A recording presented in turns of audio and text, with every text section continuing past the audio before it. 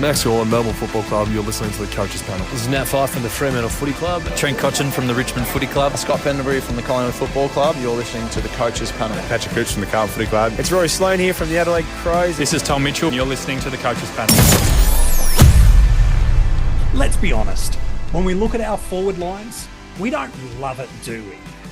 But could Dylan Moore be the solution to your AFL Fantasy SuperCoach and Dream Team forward line this year? It feels safe, but it might just be the way to play it. Hey, it's MJ from the Coaches Panel. I hope you're well. Welcome back to another episode of the 50 Most Relevant, where I look at who I believe are the players we've got to have conversations and look at the stories around these specific players for our salary cap and classic formats of Dream Team, SuperCoach, and AFL Fantasy. As we look at Dylan Moore today, joining me on the podcast, he's a regular part of the Coaches Panel. You know and love him from the Pod. And every now and then you see him pop up on the Keeper League podcast as well. We're going to get him to a fourth podcast regularity by the end of 2024 if we get lucky. Lewy, it's good to see you, my friend. Yeah, good to be here, mate. Like I said in the last episode, love the 50 most relevant this time of year. It's a great time to really dissect these players and talk in depth about what their prospects can be for the season come. Dylan Moore is a player that maybe you've looked at him in your teams and just went, no upside, so I'm out. Okay.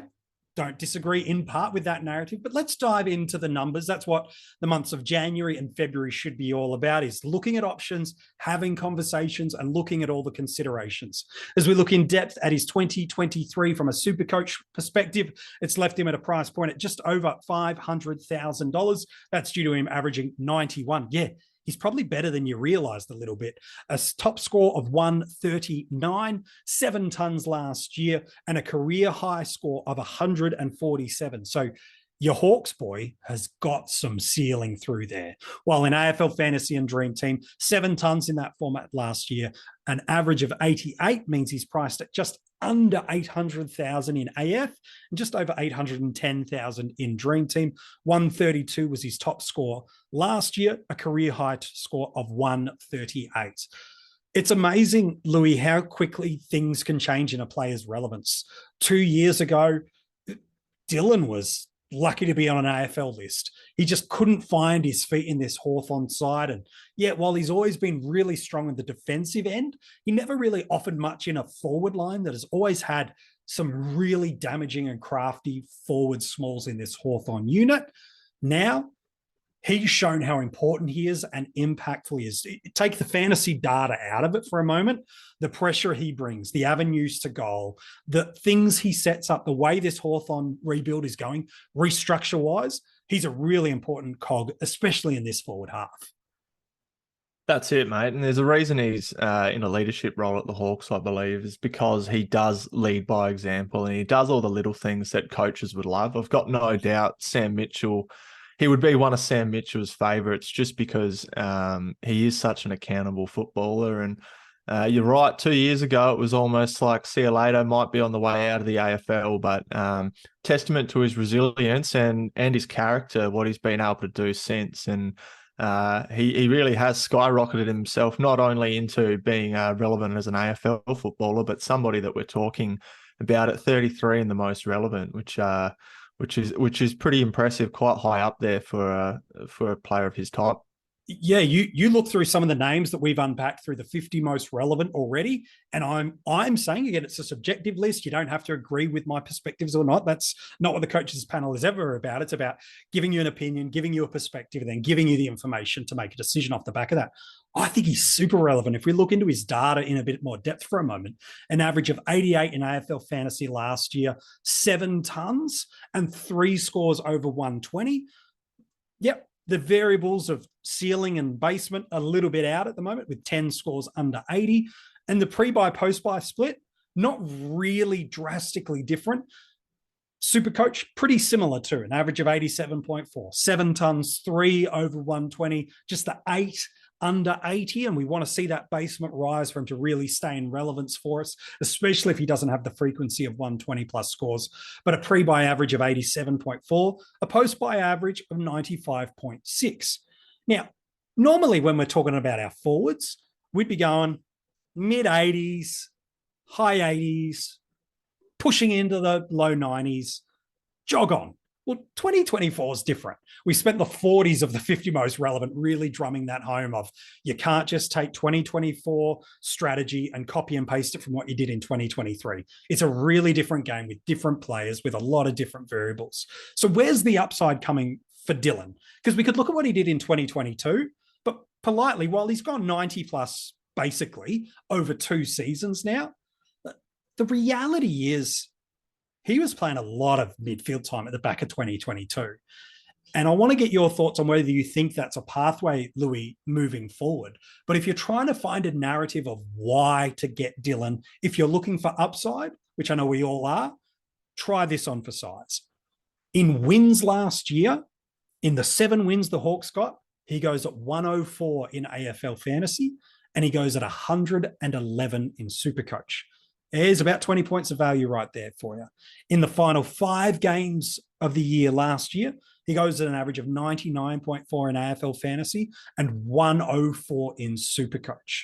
In any year, not just in a year where we're really not enjoying the forward lines, Lewy, those 2 numbers can stand out and go, maybe.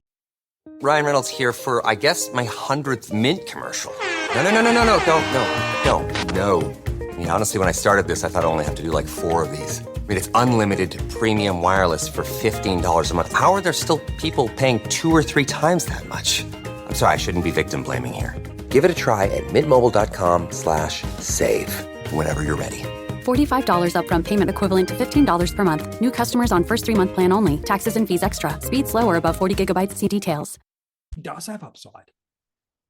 Yeah, that's right, MJ. And it is encouraging given the role that he plays, because we saw at Hawthorn that there was a lot of chip football, but that was mostly in the defensive half. And that's why we saw a lot of those guys pop. Whereas Dylan Moore, yes, he works high up the ground. He's that high half forward, but the fact that he was able to get so much pill, in fact, he averaged more disposals in 2023 than what he did in 2022, surprisingly. It just really shows a defined role that he's one of the guys that is that interconnecting player going from stoppage up into the forward line. And I think it's like I said earlier, it's a real testament to the player that he actually is, because not getting those CBAs didn't really hurt him at all. He was still able to push high up the ground, provide that support option, and still actually bring his tackling pressure, which we knew him for over those first few years of his career. So he's kind of doing the hard bits now. So, you know, he is a safe guy. I think he is around that 90 mark. But as you mentioned, in a forward line of 2024, that's kind of looking towards your premium end, at least to start this season. And that coupled with the bye, all of a sudden you just start to look at this guy. Well, you know, his floor was 64 this year. Courtesy of Keeper League K's on Twitter.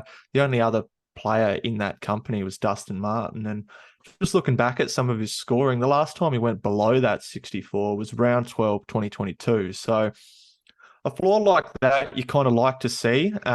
You'd think that he would average a little bit more, but it just sort of says to me, if he can get on the end of a few more, then the floor's not the part that's dragging him down. It's not the part to worry about. It's what can he do on the other end of that. And if you go towards the fixture, if he can get some that pop early, and especially in a line where we've got, you know, Jack Billings, Taylor Adams, James Jordan, a lot of these guys are going to miss one game of football anyway. So if you can put an extra 90 points on the board over that first 6-7 weeks, then not only are you a little bit ahead based on just that alone, but the upside potential there and the ability to perhaps even stash him away at F6 as we go greater into the season is there.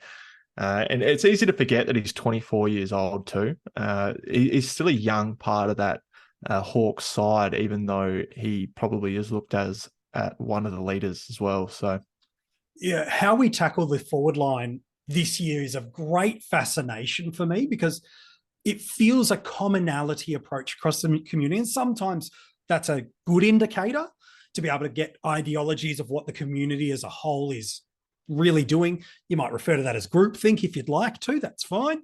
And then the other time it's important to run against the grain. But what appears to be a really popular thought process is locking away a player like a Jackson McRae or a Sam Flanders, and they're probably the two most popular referred to at F1, then taking a punt on these guys that are ranged anywhere from about 70, 65, 70, right up to about 80 that you're hoping can get you up to the 90s sort of range. We've covered a few of them in the 50 most relevant. Others that I'm about to mention might appear. So it's the Josh Rochelle, Elijah Sardis, Connor McDonald, his teammate, the Zach Fisher, the Taylor Adams. It's kind of like I'll take one anchor who I think's got upside, and then I'll take 3 or 4 hits, then I'll roll cows, and I'll spend an early trade probably moving 1 or 2 of these mid-range breakout guys out and jump on.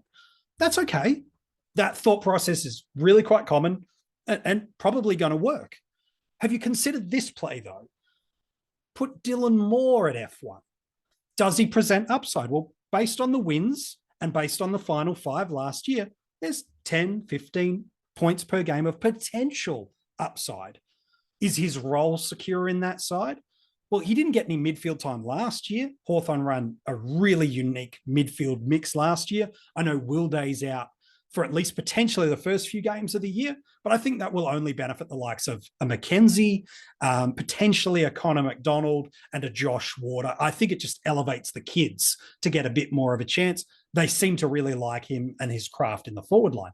So why not put Dylan Moore at F1? His basement, not great. Louis mentioned we want to see that lift a little bit, but it's not a disaster, especially in AFL fantasy. It's not a disaster. Now let him, because he plays through, as Louis mentioned, he plays through the opening 6 weeks of the year.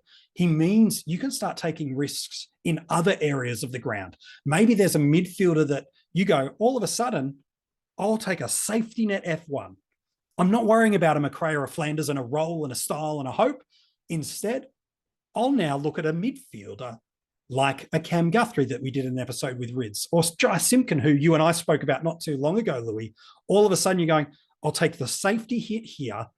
He might not be the top of the line. He might not by seasons end be top 10, but he's shown back-to-back seasons of being a 90 forward in a bunch of different roles. He's now set in that forward line. I'll take some flyers through the midfield who historically are greater ceiling scorers than guys that might be in my forward line. And all of a sudden, there's a narrative pathway. What do you see people doing in the forward lines this year, Louis? It feels like everybody's coming to grips with not a whole heap of great options and trying to find the right value mix, not just in this line, but how it balances out with the mids, the rucks, and the defensive line. What's your early read? I know AFL Fantasy is your game of choice, but you do play the others. How do you see people navigating this, and where might a Dylan Moore help or hurt you as a structural strategy? Well, at the moment, I think I'm definitely seeing a trend of people picking probably these underpriced guys. I think it's easier to build a narrative for some of those blokes that you mentioned earlier that may or may not enter the 50 shortly. There's more of a narrative for them to jump up to that 90, whereas with a Dylan Moore, as you've mentioned, he's that safe 90 now. And as we've said, he's doing that without a lot of midfield minutes. He's just doing it on pure, pretty much football ability, working up and down the ground. You mentioned a Will Day injury. He's not going to go into that midfield. If he was going to go into that midfield, I feel that we would have seen it when Tom Mitchell and Jaeger O'Meara left that midfield last year. He wasn't the incumbent of that. In fact, his midfield minutes went down, but I'm actually kind of seeing that as a positive. So, look, maybe Josh Ward goes inside a little bit more. That just gives Dylan Moore, I guess, a little bit more freedom to take more of that outside ball because he's not going to be an inside guy. He does have that propensity to be able to if he needs to. He's got that defensive pressure, which we love. That's no disrespect, kind of the easy part of scoring. He's already doing the hard part though, which is finding the ball without having that stoppage attendance. So I think if you're picking Dylan Moore, you're banking on a 90 guy. You just want to put the points on the board, not worry about the buy early on. And look, best case scenario, yeah, that maybe there is 5 to 10 points upside. You mentioned those wins. I think Hawthorn are going to have a massive upswing this year with just their young talent, and I think Sam Mitchell's got his head screwed on and using his players to the best of their ability. So, it remains to be seen in terms of the forward strategy too. I think so much of this is going to be dictated by what happens 2 months from now. In fact, I wouldn't begrudge anybody to let their forward line sit on the basis of opening round, just because there are so many players that are playing that opening round that you will cop the buy early on. So if he goes, well, let's say he goes 105 in the preseason game and maybe does something similar in the unofficial one, then all of a sudden there's probably people listening back to this podcast right now thinking, oh, Dylan Moore, okay, what's the story there? And look, we know the story. Across 2 seasons of footy, he's gone at 92 and 89. It's very consistent football for a high half forward. And I think being the age profile that he is, the leader that he is, it's hard for me to spin a narrative that there's a whole heap of downside there. I think, as we've backed over countless times already, he's that safe guy. Yeah. How you look at a Dylan Moore and how you play your forward lines ultimately speaks to the type of coach you are.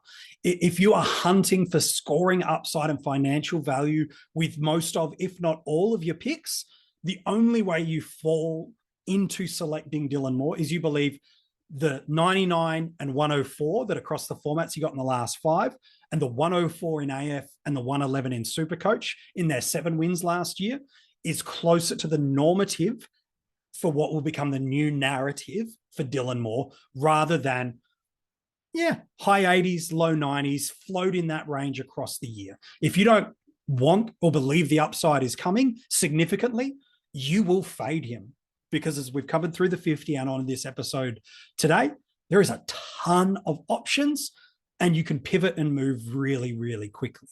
Equally, if you look at your forward line and go, I dislike this entirely, do you just want to build a safety net and an anchor at F1 or F2? And Dylan becomes the safety net to allow aggressive moves elsewhere. He's priced somewhere in the formats that I know in SuperCoach and Dream Team especially, traditionally we wouldn't trade out of. But if you've nailed the cows, and that's the big premise, if you nail the cash cows, you can move really easily from a guy at his price point to the guy that is popping, whether it be a forward or an alternate line. So is Dylan Moore relevant? You bet he is, because whether you select him or not, whether you're a safe approach coach or you like to increase your risk profile, someone like a Dylan needs to be included. He's got ceilings of 130s. He's got some basement of some 60s, but there's a guy to consider. And don't just go, there's no value, there's no upside. No. Spend this time in the preseason looking at all considerations for how you structure up your side. Yeah, and he will still be a big watch in the preseason. One asterisk I'll put on him is that Hawthorn, we believe they're going to be fantasy relevant this year. They've got a lot of young talent which are on the rise, which just wasn't the case, 2, 3, 4 years ago. So potentially there is that situation where maybe he comes down a little bit while the others improve around him. But that's just going to be dependent on sort of his responsibility and his role within that team. That wouldn't surprise me either. That being said, we mentioned his floor. I don't think 64 in AF is terrible at all. Yeah, 61 in SuperCoach. Yeah. I think his ability to be able to play games as well and not get injured is really high up there too. Yeah, so, good shout. Yeah, he's super durable, super reliable, and has ceiling. Where are you going to go on draft day, though? That's a really interesting conversation. Due to his average, he's a top 10 guy across the formats for us. So I know you're thinking us talking about this guy, you're going, MJ Lewy, he's not relevant. Well, one, you've not been listening to the episode if you think he's not relevant, but he's higher in the tiers of forwards than we probably care to admit. I think there's 2 approaches to drafts this year, Lewy. I know it's mid-January as this episode's come out. And so maybe you haven't got your arms around exactly how you'd like to approach a single season draft, and everyone coaches differently and strategy is different, but it does feel like you land in 1 or 2 camps with your draft strategy. One, early, maybe not your first pick, but definitely second or third round selection. You lock away a top 10 forward, or you completely throw the forward line out and you go, it's only in the mid to the late range of the draft, unless somebody undeniable slides to me. I give zero cares about the forward line. I know it's hard to know when you're not in the midst of a draft and you see the nuances of a draft moving. He'll be an F1 for someone. That's not going to be a question. Where do you think is the right sort of time to pick a guy like him, who, as you've said a couple of times, really safe 90 guy on the formats? It's really going to be dependent on where those other forwards go around him, I think, MJ. He's a really hard one to pinpoint. It's going to be up to the league just about. I think whoever does draft him will probably go a little bit early, and I think it will put just a slight bad taste in their mouth. But I think come round 6, they'll come around and think, oh hang on, I thought I went a little bit early on this guy, but he's done, 85, 90, while, maybe there's somebody else out there who people were bullish. They got that classic hype and it didn't quite fire up enough. So, to be able to bank on that week in, week out, it's nice in classic. It's so much more valuable in drafts. Certainly is. A general rule of thumb guide. Every draft has its unique variables of squad sizes, on-field players, all those things. But a helpful base rule of guide that we use at the coaches panel is add 10 points per game on the average of a defender and a forward to align them with where you should be looking at placing alongside a midfielder, which would put him at the 100 mids, which, there's about 25, 30, 35, depending on the formats you play. Okay, all of a sudden, that's where once the low hundreds, high 90s, mids start flowing off the board, if he's still there, jump on. But like you said, there will be people that get to that 4th, 5th round of a draft and go, I need a forward and I can build around him. Absolutely fine. Absolutely fine if that's the way you want to play it. Hey, Lewy, always a pleasure to chat to you, mate, and talk about a really interesting fantasy prospect yet again. No, thanks, mate. Hope everyone enjoyed. If you want to go and read the article, it's online for you now at coachespanel.tv, as well as every other player we've revealed so far in the 50 most relevant. And gosh, we're a third of the way through, more than a third of the way through. It's absolutely crazy. I'm not great at maths. That's not good, considering the amount of data analysis I do for you. Hey, if you want to go and check out the podcast, make sure you do wherever you're listening to this one. Make sure you go and subscribe, give it a 5-star rating and a review. It helps us and others in the fantasy community to discover the coaches panel. And also you can go and watch the videos on YouTube as well. Lewy has some of the greatest bit of facial hair. I'm trying to deflect the hair conversation. Can you tell?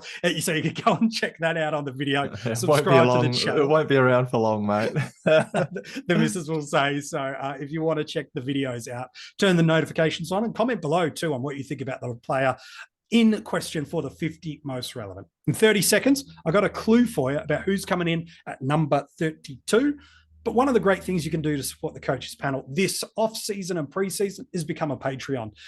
Everybody's given up their time to be able to provide you great fantasy footy content. And by becoming a Patreon, it certainly helps us with the things we need to do to be able to get the content to you. And as a reward, not only do you feel good about it, but you get bonus content, hidden group access, extra videos, podcasts in the preseason and through the season proper, draft rankings, round reviews, and a bunch of other stuff, including if you sign up to the breakout or premium tiers, well, you'll get these audio podcasts a day ahead. So the clue I'm given for who's at 32, they're going, know that, we're ready for number 31. So who's at number 32 in my 50 most relevant? I'll tell you this. If you took your fantasy footy serious in any format last year, you had this guy. You had him probably, I would think for the most part, from round 1. Chances are you had him for, if not most, almost the entire season. He's a premium in his line. Who is he? You'll find out tomorrow in the 50 most relevant.